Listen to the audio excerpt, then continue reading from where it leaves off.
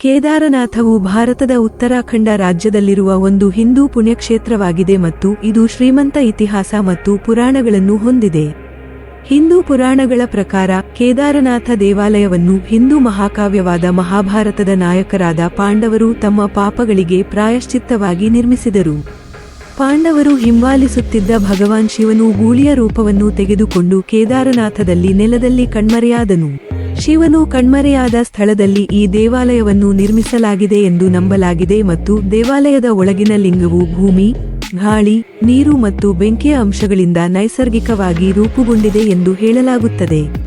ಅದರ ಐತಿಹಾಸಿಕ ಪ್ರಾಮುಖ್ಯತೆಯ ದೃಷ್ಟಿಯಿಂದ ಕೇದಾರನಾಥ ದೇವಾಲಯದ ನಿರ್ಮಾಣದ ನಿಖರವಾದ ದಿನಾಂಕ ತಿಳಿದಿಲ್ಲ, ಆದರೆ ಇದು 1000 ವರ್ಷಗಳಿಗಿಂತ ಹೆಚ್ಚು ಹಳೆಯದು ಎಂದು ನಂಬಲಾಗಿದೆ.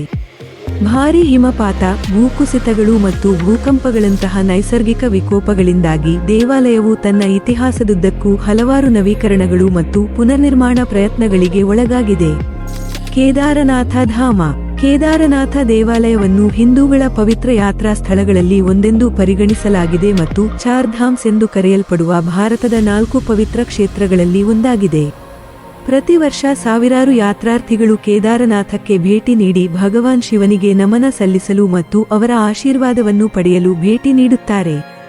ದಂತಕಥೆಗಳು. ಕೇದಾರನಾಥ ದೇವಾಲಯಕ್ಕೆ ಸಂಬಂಧಿಸಿದ ಹಲವಾರು ದಂತಕಥೆಗಳು ಮತ್ತು ಹಿಂದೂ ಪುರಾಣಗಳಲ್ಲಿ ಅದರ ಮಹತ್ವವಿದೆ.